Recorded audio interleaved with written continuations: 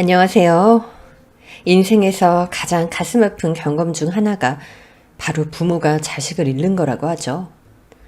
부모가 죽으면 자식은 부모를 땅에 묻지만 자식이 죽으면 부모는 자식을 가슴에 묻는다고 해요. 자식을 잃은 것만 해도 가슴이 너무 아픈데 남편까지 잃는다면 얼마나 가슴이 찢어질 것 같고 고통스러운지 혹시 상상되실까요? 그리고 만약 그게 제 잘못이라면 더더욱이요. 직장에서 만난 남편과 전 입사 동기라 서로 많이 돕고 의지하며 회사 생활을 했어요. 어느 순간 자연스럽게 정이 들고 연애를 시작하게 됐죠. 3년 정도의 열애 끝에 결혼하게 되었고 나이도 취향도 취미도 비슷해서 서로에게 베스트 프렌드이자 삶의 동반자, 때로는 보호자가 되어주기도 했죠. 그렇게 행복한 결혼 생활이 2년 정도 지났을 무렵 저희에게도 소중한 아기 천사가 찾아왔어요. 그때 마음이 벅차오르는 그 기분은 아마 다시는 경험하지 못할 거예요. 임신을 했다는 걸 딱 알았던 그 순간 이전에 한 번도 경험하지 못했던 수많은 감정들이 한꺼번에 몰아쳤거든요. 아이가 태어난 날 처음 아이를 안아들었을 땐 그것보다 더 큰 감정들이 느껴졌어요. 막 태어난 아이는 너무 작았어요. 너무 작고 소중한 내 아이. 무슨 일이 있어도 널 지켜줄게. 그 자그마한 아이가 입을 오물거리고 손가락을 꼬물거리는 걸 보며 내가 어떻게 이렇게 예쁜 아기를 낳을 수 있었을까 하염없이 바라보게 되었어요. 육아가 늘 이렇게 행복하고 즐겁지만은 않았어요. 물론 힘든 순간도 있었죠. 밤새 우는 아이를 달래느라 정작 전 한숨도 못 자기도 했고 전몸살을 심하게 앓아서 가슴은 너무 아프고 마음대로 씻지도 눕지도 못하는 날들의 연속이었죠. 하지만 그 힘들고 지치는 순간에도 꾸물꾸물 움직이고 있는 아이의 얼굴을 보면 모든 피로가 사르르 녹는 것 같았어요. 눈에 담기에도 시간이 부족한데 아이는 왜 이렇게 하루빨리 자라나는지 아직 기억하고 싶은 순간이 많은데 시간은 빠르게 흘러갔어요.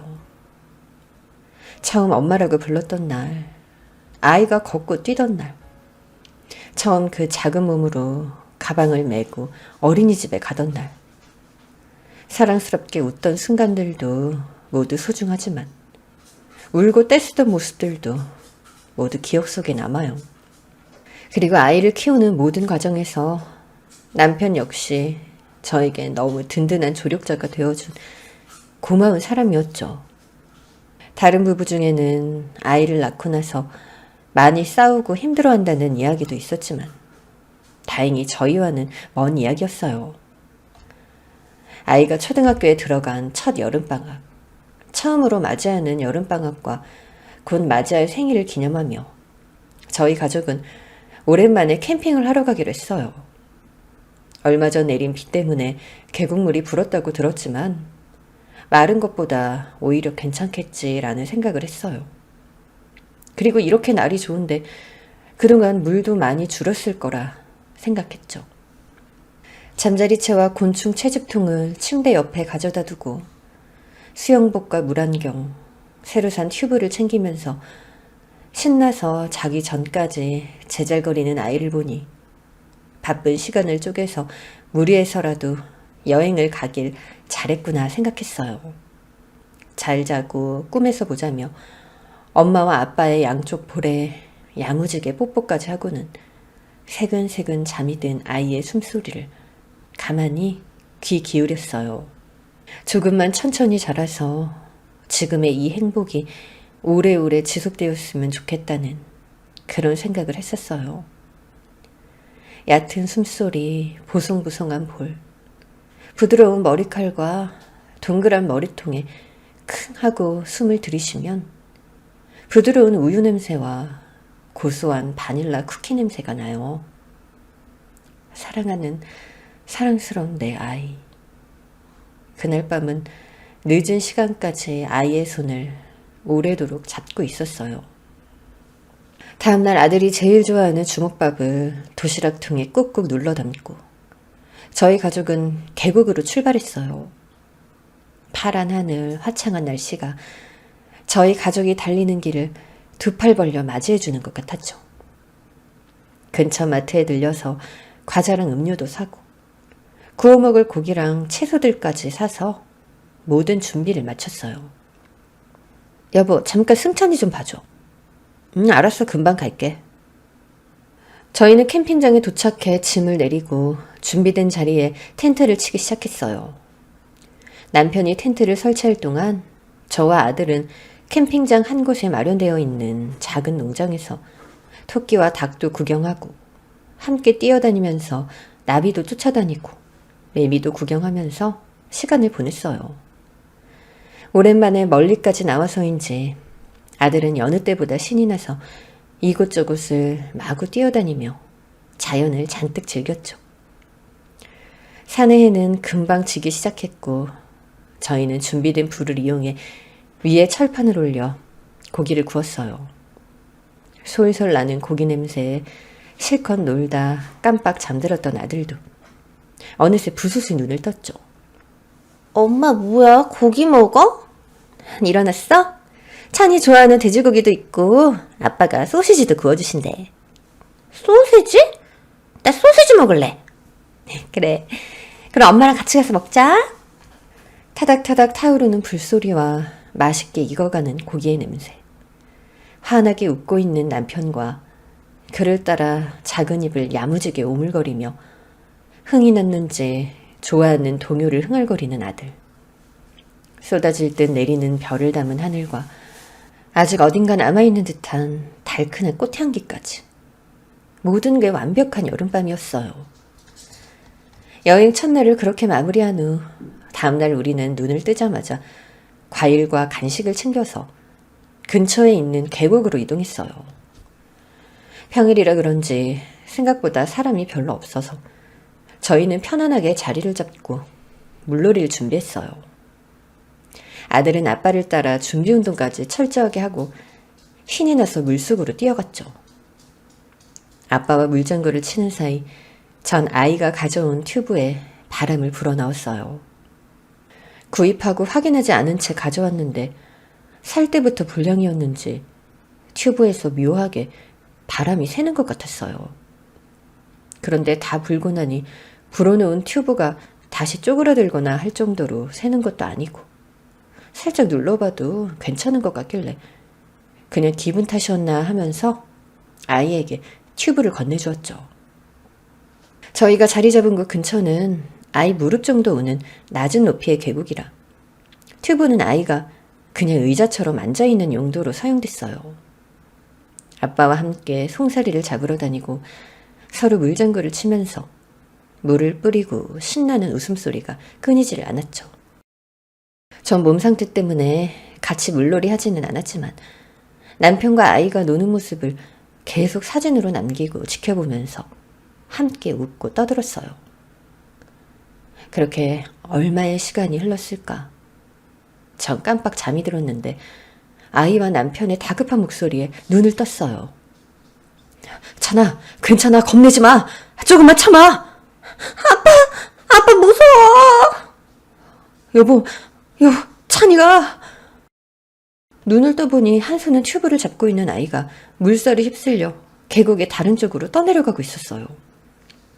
튜브는 바람이 빠졌는지 반 이상 줄어들어 쪼그라들어 있었고 아이가 줄어드는 튜브에 몸을 의지한 채 간신히 떠있는 듯 했죠.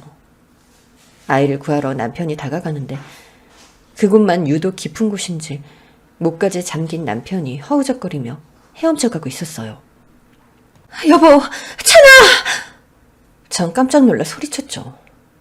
아이는 패닉 상태가 되어서 울고 남편은 이제 얼굴을 간신히 내놓은 채 아이에게 다가갔어요. 전 어찌할 줄을 몰라서 발만 동동 구르고 있었죠.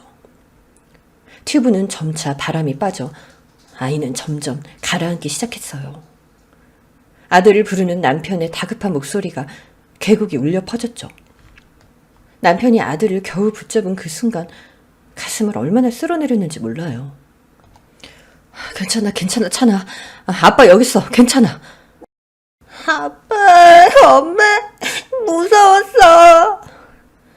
아빠의 품에 안겨 엉엉 우는 아이와 남편을 보면서 안도하는 그 찰나. 아이를 안은 채 데리고 나오던 남편은 돌을 밟고 나오던 발이 미끄러졌는지 순간적으로 기우뚱하는 모습을 보이더니 하는 당황스러운 외마디 비명을 남기고는 아이와 함께 물속으로 사라졌어요. 여보, 찬아! 당황한 전 두 사람을 소리쳐 불렀지만 아무 대답도 없었어요. 그러더니 다시 아까 아이를 구해왔던 그 지점쯤에 두 사람이 허우적거리며 나타났어요. 남편은 아이를 잡으려 애썼지만 물살에 계속해서 휩쓸리며 아이의 손이 닿을 듯 닿아지지 않았어요. 아이 역시 살기 위해 끝도 없이 발버둥을 쳤고 조화된 튜브는 어느새 바람이 다 빠져 그 주변을 힘없이 떠다니고 있었죠. 아들은 힘껏 허우적거리며 아빠에게 손을 뻗어봤지만 계속해서 물살에 몸을 제대로 가누지 못하고 남편 역시 몸을 제대로 가누지 못했어요. 전 다급하게 119에 전화했고 도와달라며 주변에 소리를 질렀어요. 계곡 줄기를 따라 아래 위로 이동해 보았지만 저희 가족 말고 주변의 다른 사람들은 눈에 띄지 않았어요. 혹시 몰라서 도로 쪽으로 올라가 미친년처럼 맨발로 주변을 뛰어다녔죠. 그러다가 한 커플을 발견해서 도움을 청했어요. 들고 있던 튜브를 다급하게 들고 커플들과 자리로 돌아왔는데 어느새 남편과 아이의 모습은 보이지 않았어요. 여보, 찬아! 아무리 불러보아도 아무도 대답하지 않았죠. 저를 따라온 커플들은 어찌할 줄 모르며 저와 같이 아이의 이름을 불러주었어요. 그렇지만 아무 대답도 두 사람의 모습도 보이지 않았어요. 잠시 후 도착한 119가 현장에 도착했고 주변을 찬찬히 수색했어요. 그리고 온몸에 힘이 빠진 채 입술까지 하얗게 질린 남편과 아들을 물속에서 구해왔어요. 하지만 두 사람은 이미 숨을 거둔 후였죠. 여보, 찬아, 눈 좀 떠봐. 찬아, 아들, 눈 좀 떠봐. 엄마 여기 있잖아. 아이의 얼굴을 만지고 흔들어봐도 아들은 반응이 없었어요. 따뜻하고 부드럽던 아이의 얼굴도 차갑기만 하고 입술은 파랗다 못해 보라색이 되어 있었죠. 물에 잔뜩 젖은 아이를 부둥켜 안고 아무리 불러보아도 아이는 숨소리 한 번 내지 않았어요. 찬아, 엄마야. 엄마 여기 있어. 찬아, 눈 좀 떠봐. 제발 한 번만. 한 번만 눈 좀 떠봐. 엄마 한 번만 봐. 제발 찬아. 아무리 울면서 애원해도 움직이지 않았어요. 남편은 옆에서 응급처치를 받았지만 역시 반응이 없었어요. 두 사람 다 급하게 근처의 병원으로 이송되었고 응급차를 타고 이동하던 내내 전 울면서 그들의 이름을 부르는 것 말고는 할 수 있는 게 없었죠. 응급실에 도착해 상태를 살폈지만 아이는 이미 사망했고 남편은 미세하게 숨을 쉬고 있었지만 계속되는 응급처치에도 결국 깨어나지 못하고 사망했어요. 죄송합니다. 최선을 다했지만 사망하셨습니다. 의사 선생님과 간호사분들이 고개를 숙인 채 더 이상 아무런 처치도 진행하지 않은 그 순간 전 애써 잡고 있던 정신줄이 끊어지는 듯한 느낌이었어요. 그리고 눈앞이 잠시 까매지더니 그 자리에서 그대로 쓰러져 버렸어요. 눈을 뜨니 병원 침대에 누워있더군요. 깨셨어요? 갑작스러운 충격으로 잠깐 정신을 잃으셨어요. 저희 남편이랑 아들은요? 지금 선생님 오고 계시니까 자세히 설명해 주실 거예요. 가족분들도 조금 전에 도착하셨어요. 깨어나셨다고 알려드릴게요. 잠시 후 급하게 서울에서 내려온 친정 부모님이 커튼을 열고 들어왔어요. 해외에서 이 소식을 들으신 남편의 부모님도 급하게 한국으로 들어오는 중이라고 하셨어요. 아버지, 언니, 저희 이서방은요? 찬이는? 아까 병원에 같이 왔어. 아유, 어떡하니?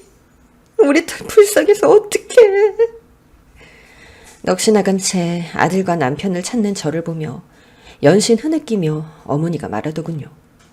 아버지 역시 옆에서 말없이 고개를 떨구고 계셨고요. 찬이 어딨어? 찬이, 어?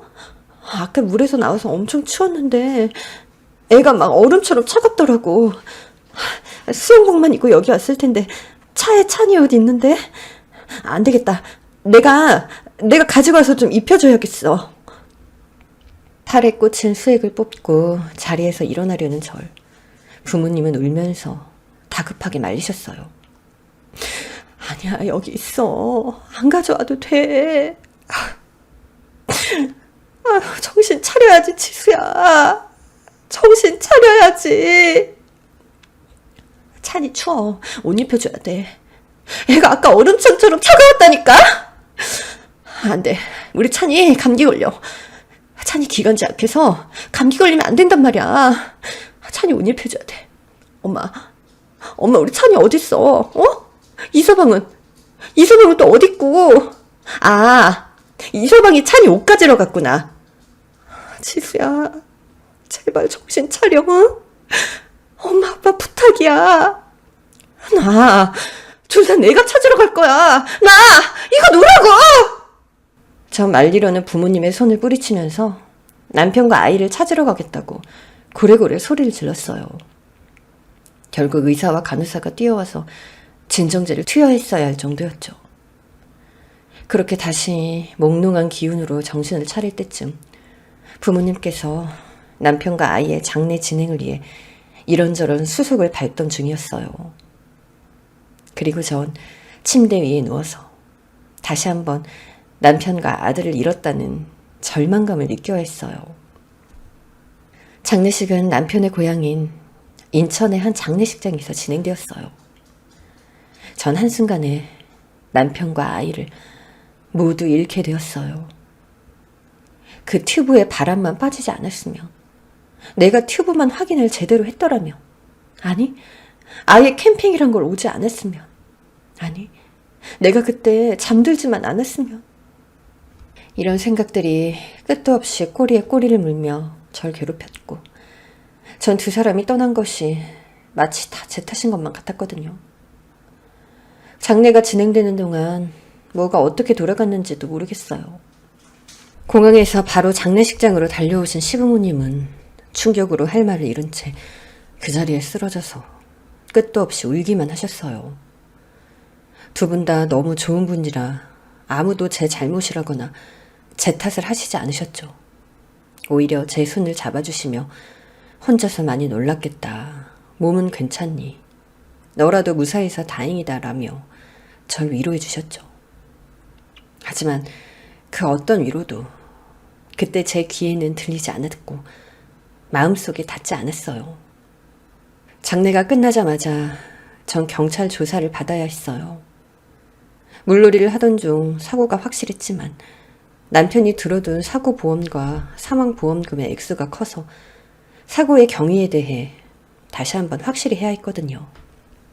그 누구도 제 탓을 하지 않았지만 전 그 과정조차 이 모든 사건이 사실은 제 잘못으로 일어난 제 탓인 것만 같았어요.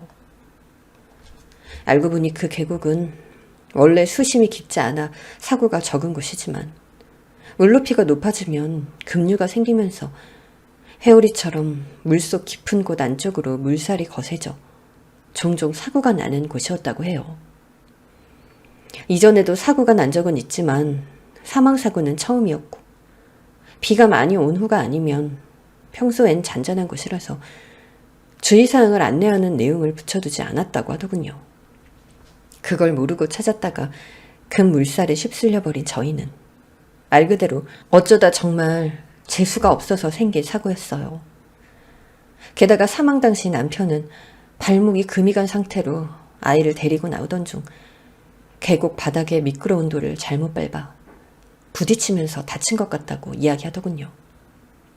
그래서 더더욱 헤엄을 제대로 칠 수 없었던 것 같다고.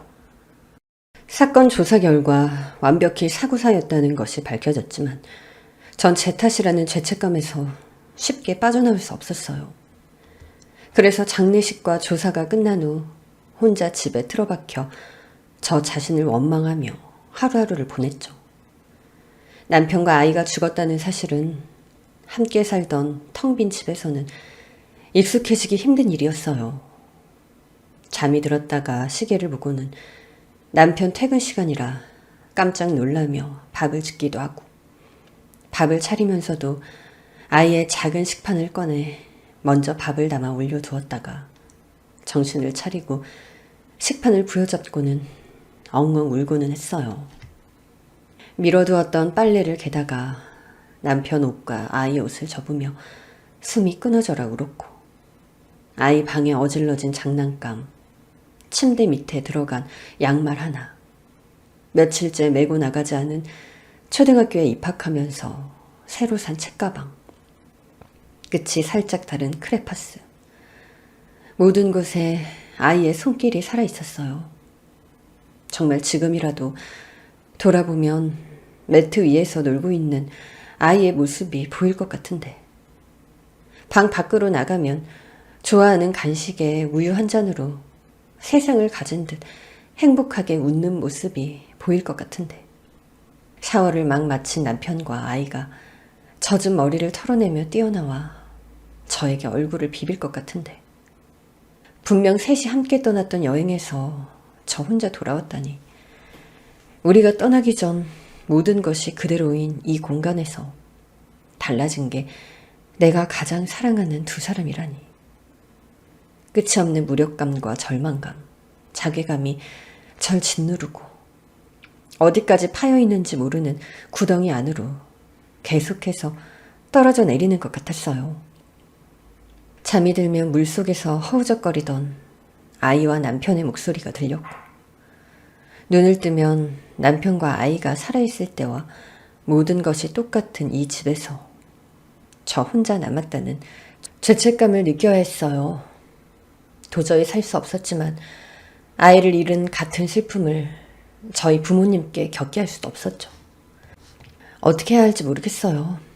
하지만 이곳에서 더 이상 살 수는 없을 것 같더라고요. 그러던 중 깊은 산속에 한 펜션을 보게 됐어요. 깊은 산속에 뚝 떨어져서는 나무와 자연으로 둘러싸여 고립된 모습이 마치 지금의 제 모습 같아서 제 마음을 이끌었어요. 무엇보다 주변에 강이나 계곡이 없다는 것이 마음에 들더군요. 무작정 전화해서 장기 숙박도 가능한지 묻고, 다행히 된다는 이야기를 듣고 그대로 짐을 싸서는 그곳으로 향했어요. 시간이 멈춘 그 집에서 그 어떤 것도 건들 수가 없어서 전 그냥 제 옷까지 몇 개만 들고 그대로 집을 나섰어요. 현관문을 닫으면서 마치 집을 영원히 시간 속에 가두는 듯한 기분이 들었죠. 차를 타고 한참을 달려 등도 제대로 들어와 있지 않은 어두운 산길을 오르고 올라 깊은 산속에 혼자서 떡하니 차려져 있는 펜션 앞에 도착했어요. 다행인지 불행인지 숙박객은 제가 전부더라고요. 전 체크인을 하고 방으로 들어가서 침대 위에 누웠어요. 나무로 된 펜션이라 침대에 누우니 시원하고 향긋한 나무 냄새가 났고, 나무가 수축했다 팽창하면서 삐걱대는 소리가 간간히 들렸어요. 창밖의 풀벌레 소리와 나무의 숨쉬는 소리, 멀리서 나직하게 들리는 올빼미의 울음소리까지 들리는 이 낯선 공간이 혼자만 있던 익숙한 우리 집보다 따스하고 포근하게 느껴졌어요. 그리고 정말 오랜만에 스르륵 눈이 감기며 잠에 빠져들었었죠. 다음날 오랜만에 푹 자고 일어나서 창밖을 보았어요. 빼곡히 세워진 나무 틈 사이로 내리쬐는 햇빛과 슬쩍 부는 바람에 일렁이는 나뭇잎, 멀리서 들리는 새소리. 그것 말고는 사람의 모습도 말소리도 들리지 않았어요. 저는 의자를 가져다 두고 창가에 앉아 내리쬐던 햇빛이 다시 노을로 석양으로 질 때까지 창밖을 바라보았어요.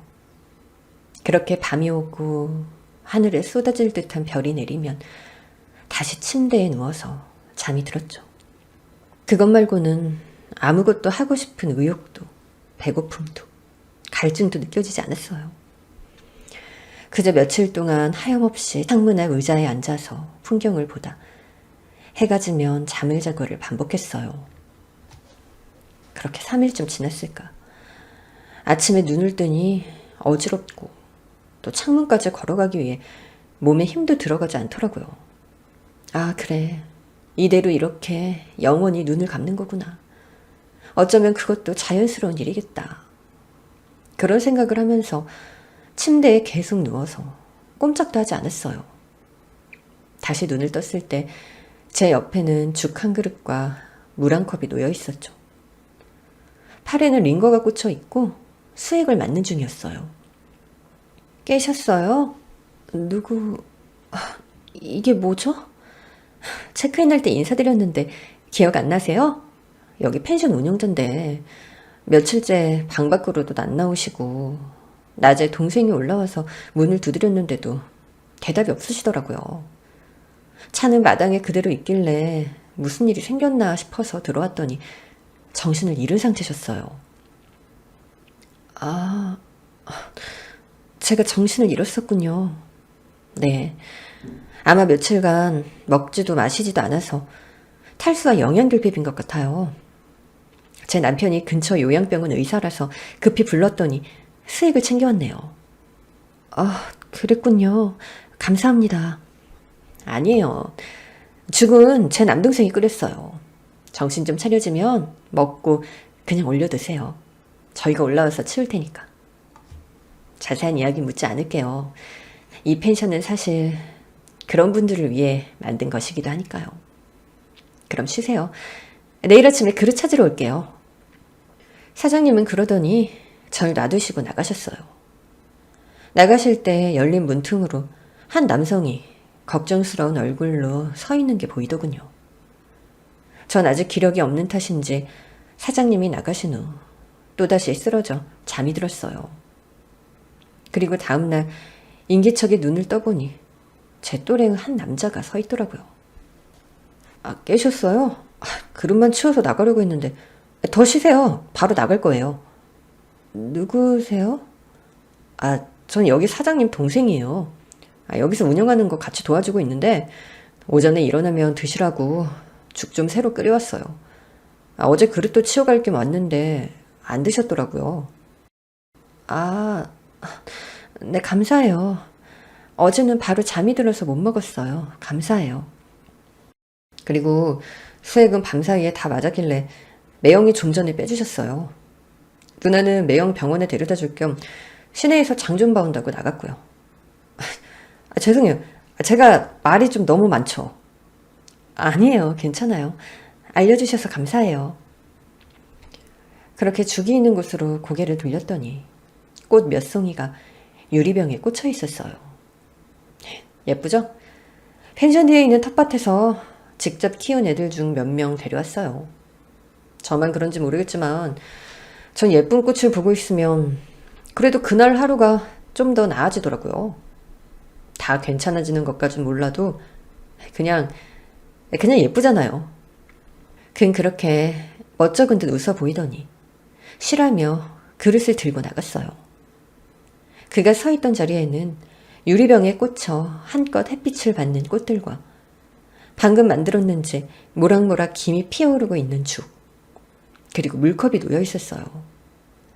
전 전날 애써 만들어준 죽을 다 남겨서 미안한 마음에 방금 가져다준 죽을 먹기 시작했어요. 이게 며칠 만에 먹는 따뜻한 식사인지 모를 정도였죠. 죽을 먹으며 창밖을 내다보니 아까의 그 남자가 화단에 피어있는 꽃에 물을 주는 모습이 보였어요. 다들 낯선 사람에게 참 친절하구나. 그런 생각을 하면서 죽을 다 비우고 다시 자리에 누웠죠. 누운 채로 테이블에 올려진 꽃을 계속 바라보았어요. 그리고 그러다 다시 잠이 들었습니다. 눈을 떠보니 어느새 창밖에 해는 지고 어스름한 저녁이 시작되고 있었고, 테이블 위에는 제가 먹은 죽그릇이 치워지고 또 새로운 죽이 놓여 있었어요. 그리고 매번 있던 물 한 컵 역시 같이 놓여 있었죠. 전 부스스하게 일어나서 죽을 먹고 물을 마셨어요. 그리고 다시 창밖을 바라보았다. 누운 채로 테이블 위에 꽃을 바라보다 잠이 들고, 다음 날엔 또 죽과 물 한 컵이 놓여 있었죠. 그렇게 또 며칠을 보냈을까. 눈을 떴더니 오늘은 스프랑 빵, 그리고 새로운 꽃이 놓여 있었어요. 몸을 일으켜서 창밖을 내다보니 마당에는 새로운 꽃이 들어와 있었죠. 전 식사를 비우고 오늘은 그릇을 직접 가지고 아래층으로 내려갔어요. 이제 몸 좀 괜찮아요? 1층에서 분주하게 정리하던 사장님이 저를 보더니 반가워하며 물었어요. 네, 덕분에요. 감사합니다. 아유, 감사는요. 동생은 밖에 있어요. 밖으로 나왔더니 창문으로만 보던 자연과 햇살, 바람, 잠시 잊고 있던 모든 살아있는 감각들이 한 번에 저에게 몰아쳤어요. 분명 익숙했던 것들인데 어느새인가 좀 낯설어진 것들이었죠. 마당에는 여러 꽃이 종류별로 심겨 있었어요. 제 방에 놓여있던 꽃들도 있었고, 아직 피어나지 않고 봉우리만 달린 꽃들도 있었죠. 신기하죠? 네? 꽃말이에요. 정말 신기해요. 그냥 그 자리에서 혼자 피었다 지고를 반복하는데, 사람들은 꽃에 이런저런 많은 의미를 담고 이야기를 만들고 또 서로 주고받으며 행복함을 느끼고, 때론 보는 것만으로도 즐거워하잖아요. 전 그래서 꽃이 좋아요. 뭐 그렇게 생각해 본 적은 한 번도 없었는데 듣고 보니 그렇네요. 그동안 음식 해주신 거 감사했어요. 잘 먹었습니다. 아니에요. 요리하는 걸 좋아하는데 누나가 저보다 잘해서 기회가 없었거든요. 덕분에 제가 더 즐거웠어요. 지금 여기다 이 영양제 꽂아줄 건데 혹시 해보실래요? 제가요? 네, 어려운 거 없어요. 이걸 이렇게 뜯고 여기에 보이시죠? 이쪽이 지붕이 살짝 가려서 햇살이 좀 덜 들어가요. 그래서 같은 친구들 사이에서 얘만 좀 힘이 없어요. 덕분에 이렇게 스페셜 케어를 늘 받고 있지만요. 이걸 여기 주변에다가 이렇게 꽂아주시면 돼요. 전 언급결에 영양제를 받아서 친구들 사이에서 아주 혼자만 봉우리진 채 있는 꽃 아래에 영양제를 꽂아주었어요. 뭐랄까, 무척이나 새로운 경험이었고 또 신기했어요. 제가 생명을 살리기 위해 움직이다니. 전 가만히 꽃이 심어진 흙을 만져보았어요. 부드럽고 따뜻하고 아주 오랫동안 느껴보지 못했던 그런 느낌이었죠. 죽은 아들의 볼을 쓸어 담던 그때의 그런 느낌이요. 엄청 부드럽죠? 네. 여기 흙들은 신기하게 참 부드럽고 힘이 있어요. 이렇게 부드러운데 또 약하지 않아요. 뭔가 자신만의 단단함이 느껴진달까. 그래서인지 여기서는 꽃도 야채도 과일도 신기하게 쑥쑥 다 잘 자라요. 거창한 도움을 주지 않아도 어느새 돌아서서 보면 혼자 자라서는 꽃이든 열매든 만들어내죠. 그래서 여기에 펜션을 만들게 됐어요. 지치고 힘들어서 잠시 숨을 곳이, 쉴 곳이 필요한 사람들이 이거 흙에 묻혀있던 씨앗들처럼 여기서 잠시 웅크리다 꽃이든 열매든 되어서 나가기를 바라는 마음으로요. 전 그 말을 계속 곱씹어보며 또 며칠을 창밖을 보며 지냈어요. 분명 힘이 되는 좋은 말이지만 과연 내가 그럴 자격이 있을까 하는 마음과 계속 싸우면서요.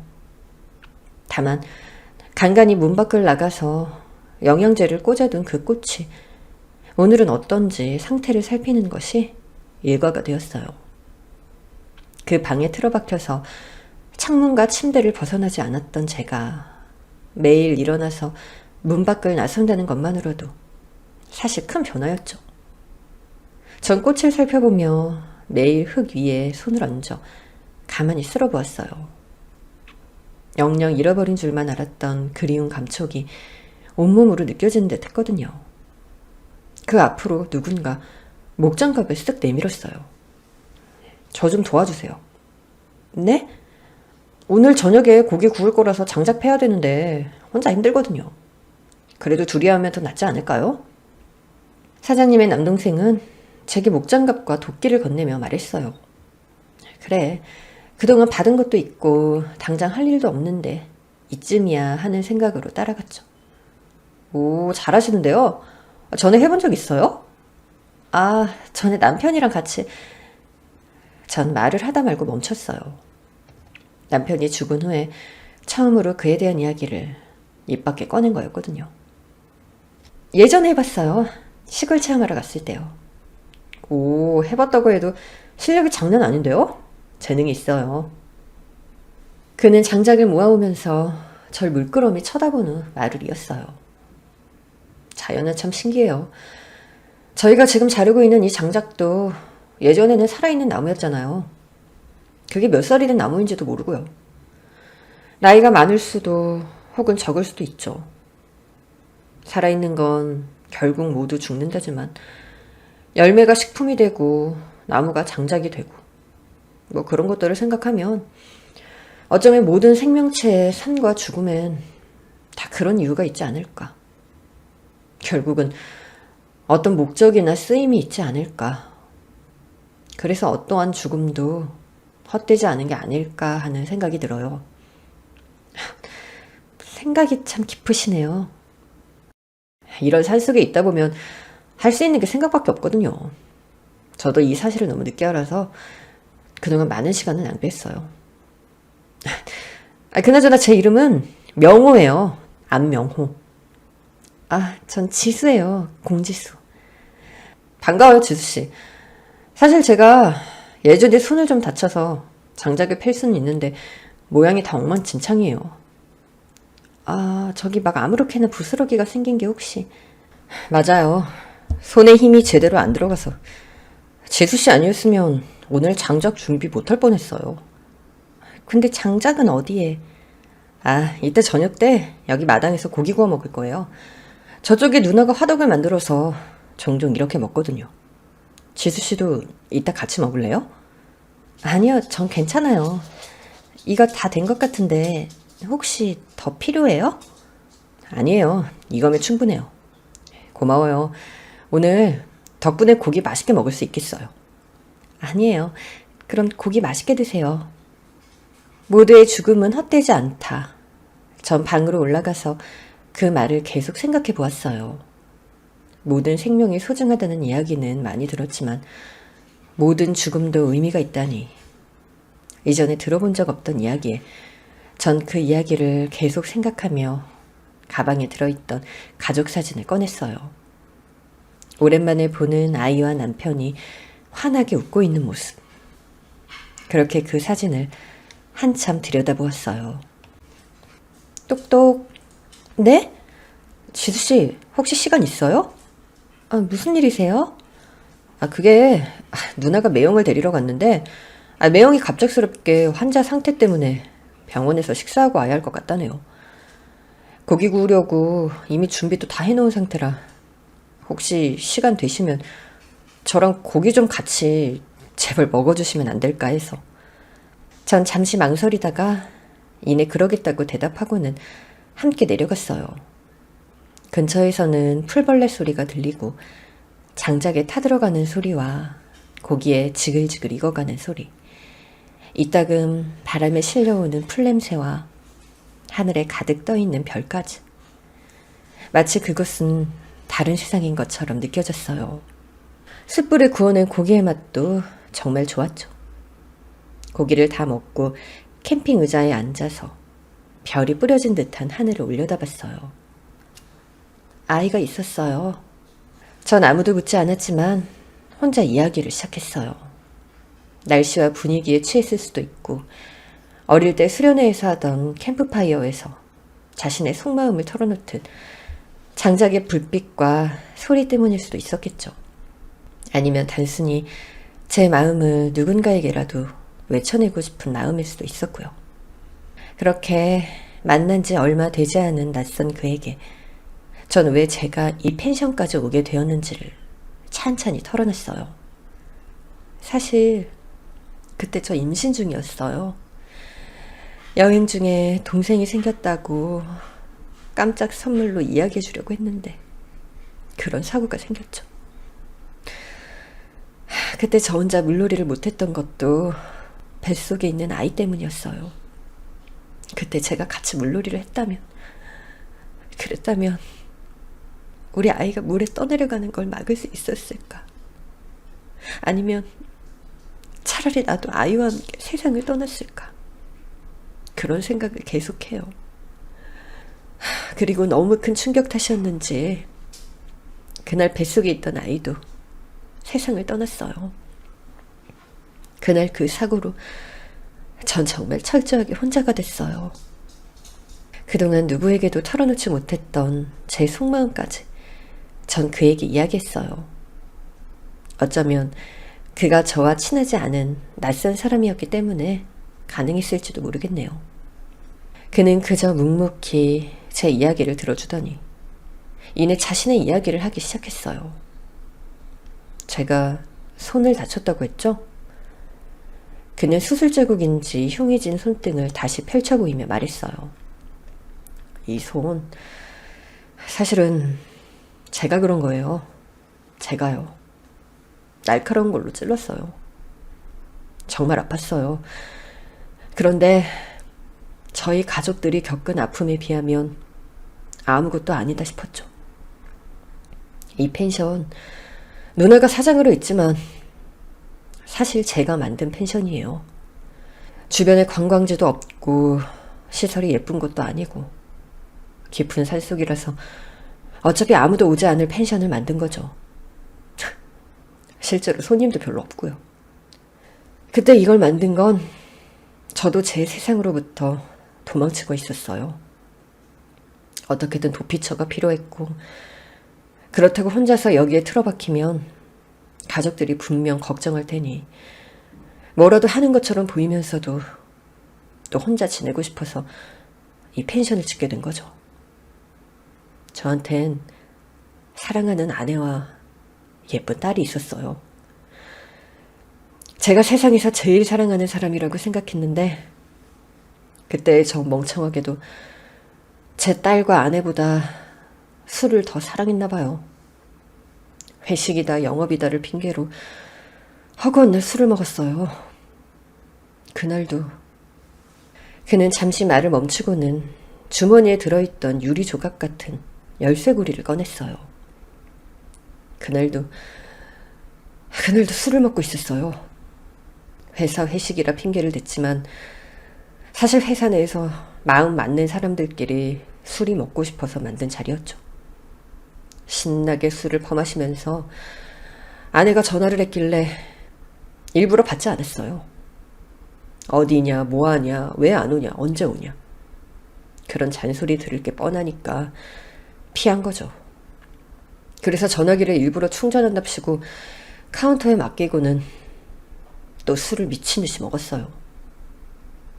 그렇게 몇 시간 후 카운터에서 직원이 전화기를 가져다 주더군요. 전화가 너무 많이 와서 받으셔야 할 것 같다고. 아내의 전화와 메시지가 잔뜩 와 있었어요. 그리고 가장 최근에 왔던 번호는 모르는 번호였는데 아내에게 먼저 전화를 걸었더니 안 받더라고요. 그래서 그 모르는 번호로 걸었어요. 그랬더니 병원이었어요. 병원이라고 여기 아내랑 제 딸이 사고를 당해서 병원에 있다고. 그 말이 채 끝나기도 전에 그 병원으로 미친 듯이 뛰어갔어요. 도착했더니 연락받은 누나가 먼저 와 있더라고요. 왜 이제 오냐고. 너 또 술 먹었냐고. 얼마나 울었는지 퉁퉁 부은 눈으로 주먹으로 저를 때리면서 누나가 소리를 질렀어요. 누나에게 물어봤어요. 우리 와이프는? 소정이는? 어딨어? 어디가 다친 건데? 얼마나 아픈 건데? 라고 소리쳤죠. 누나는 악을 쓰듯 대답했어요. 왜 이제 와? 왜 이제 오냐고! 왜 이제 와? 누나가 가리킨 곳을 봤어요. 딸과 아내가 이동도 없이 누워있더라고요. 얼굴이랑 온몸에 긁히고 피가 난 상처들이 가득했어요. 고운 아내의 얼굴이 피투성이더라고요. 그 새하얀 얼굴이 그 조그만 아이가 숨을 쉬지 않고 누워있었어요. 나중에 메시지를 읽어보니 그날 아이가 갑자기 열이 많이 나서 병원에 가야 할 것 같다고 전화한 거더군요. 그래서 빨리 오라고 같이 병원에 가자고 제가 차를 가져갔어서 그래서 아내는 급하게 아이를 데리고 택시를 탔대요. 근데 그 택시가 역주행을 하던 다른 운전자와 크게 사고가 나서 그래서 차에 타고 있던 기사님은 간신히 목숨은 구했는데 아이가 아파서 아이를 안고 있던 아내와 아이는 그 자리에서 사망을 했다더라고요. 저도 여기 처음 왔을 때 내가 그때 술을 먹지 않았다면 그 자리에 있었다면 아내와 아이를 살릴 수 있었을까? 매일을 고민하고 괴로워했어요. 이 유리는 그때 사고 났던 택시의 전조등 조각이에요. 다음날 사고 난 자리로 갔더니 굴러다니더라고요. 그때 한심했던 나를 절대 잊지 말자는 뜻으로 이렇게 가지고 다녀요. 그리고 이 손은 그때 술잔을 기울이던 제가 원망스러워서 술 마시던 제 손을 찌른 거예요. 그리고 그 이후로는 술도 완전히 끊었어요. 저한테 생각이 깊다고 하셨잖아요. 아니에요. 전 그저 제 추악한 과거를 어떻게든 딛고 살아가려고 발버둥 치는 그냥 그런 한심한 놈이에요. 그는 그렇게 말하더니 씁쓸히 웃어 보였어요. 자신의 감정을 다 이야기하지 않았지만 전 왠지 그의 마음을 이해할 것 같았죠. 비슷한 경험 때문인지 한층 마음이 편안해지는 기분도 들었어요. 다음 날부터 전 그를 따라서 텃밭도 가꾸고 펜션에 이런저런 일을 돕기 시작했어요. 남편과 아들에 대한 생각을 완전히 떨칠 수는 없었지만 몸을 움직이고 땀을 흘리니 침대에 누워만 있을 때보다 좀 나은 것 같았죠. 사장님 내외랑도 친해져서 종종 시간이 날 때면 같이 저녁을 먹기도 했어요. 사람이 없는 펜션은 누구도 제 처지나 상황을 묻지 않고 다들 저를 재단하거나 비난하거나 혹은 어설픈 위로도 하지 않아서 그곳에서 지내며 오히려 점점 마음의 안식을 찾아갔어요. 지금 생각해보면 자연 속에서 혼자서 무엇인가를 해내고 또 만들어내고 그리고 제 노력이 결실을 보는 과정을 보는 게 제 치유의 과정 중 하나였던 것 같아요. 그렇게 천천히 남편과 아이의 죽음을 받아들이고 거기서 느꼈던 죄책감은 어느새 점점 그리움으로 변화하고 있었죠. 어느새 펜션에서의 생활이 한층 익숙해졌고 가방 속에 밀어두었던 가족 사진도 방 한쪽에 올려둘 만큼 전 앞으로 나아가고 있었어요. 그동안 마음 졸였을 가족들에게도 전 잘 지내고 있다고 연락했어요. 그렇게 집을 떠나온 지 몇 달이 되었을까. 이곳에서 제 마음을 치유할 수 있도록 도와주고 가장 힘이 되고 의지가 되어준 명호 씨가 어느 날부터인가 보이지 않았어요. 사장님이 누나에게 물어봤지만 외부에 일이 있어 늦어진다는 이야기가 다였죠. 그렇게 그가 펜션을 비운 지 한 달이 넘었고 저는 뭔가 이상함을 느꼈어요. 아무리 외부에 일이 있어도 연락 한 번 없이 이렇게 오랜 시간 자리를 비우는 것도 이상했고 사장님이 전보다 외출 시간이 더 길어졌거든요. 그리고 명호 씨의 얼굴을 오랫동안 보지 않으니 문득 저도 몰랐던 감정이 들더라고요. 그 감정은 바로 그리움이었어요. 말해주세요. 명호 씨가 진짜 어디에 간 건지. 사장님은 저를 보고 잠시 망설이더니 차 열쇠를 집어들었어요. 따라와요. 말하는 것보다 보여줄게요.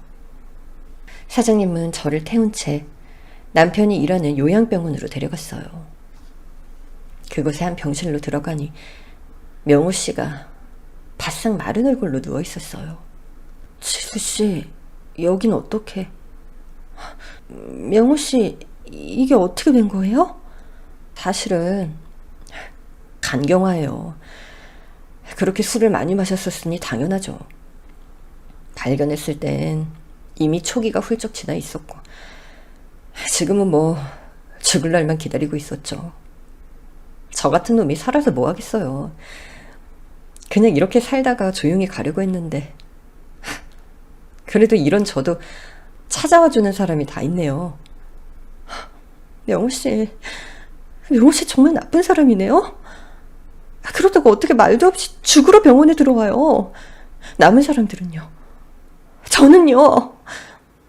이제 겨우 또다시 누군가에게 마음을 열기 시작했는데 그 누군가 때문에 다시 살아갈 결심을 했는데 그 사람마저 떠나버리면 저는 어떻게 살아요? 지수씨, 죽지 말아요. 명호씨, 죽지 말아요. 제가 명호씨 살릴 거예요. 그렇게 전 그날 이후 병상에 누워있던 명호씨를 간호하기 시작했어요. 아들과 남편은 아무것도 하지 못한 채 그렇게 쉽게 보냈지만 명호씨만큼은 꼭 제 손으로 살리고 싶더라고요. 그래서 자지도 먹지도 않고 정성을 다해서 명호씨를 간호했던 것 같아요. 결국 1년 후 명호씨는 마침내 완쾌 판정을 받을 수 있었답니다. 그리고 그와 동시에 명호씨와 전 부부의 연을 맺었습니다.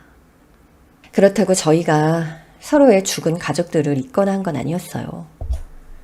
전 남편의 사망보험금으로 아이와 그이가 죽었던 그 계곡 앞에 비온 뒤 물살 위험지역 플랜카드와 표식을 만들어 붙이고 언제든 비상으로 사용할 수 있도록 튼튼한 밧줄과 구조용 튜브, 구명조끼가 들어있는 SOS 박스를 설치했어요.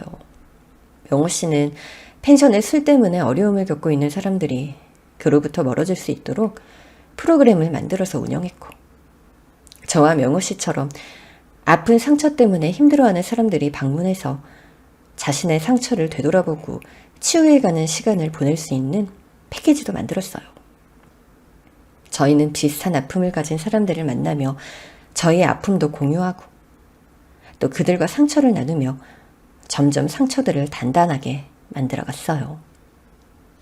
이 소식을 들은 저희 부모님도 그제야 정말 다행이라며 마음을 놓으셨고 죽은 남편의 부모님 역시 이 이야기를 들으시더니 그 애도 네가 자신 때문에 힘들게 사는 것을 원치 않을 거야. 우리 아들도 찬이도 분명 네가 자신들의 몫까지 더 열심히 행복해지기를 바랄 거다라며 제 새로운 인생을 응원해 주셨죠. 상처는 그저 묻어두고 묵혀두고 숨겨두는 게 그것을 잃는 가장 빠른 방법이라고 생각하게 됐어요. 하지만 저와 비슷한 상처를 가진 사람들을 만나고 그것을 드러내고 나누어 보니 상처는 마음속 상자에 넣어둔다고 저절로 낫는 게 아니란 걸 알게 됐어요. 오히려 꺼내고 드러내고 어디가 아픈지를 살펴보며 덧나지 않도록 계속 주의를 기울이고 그 위에 약을 덧발라줘야 낫는 거였죠.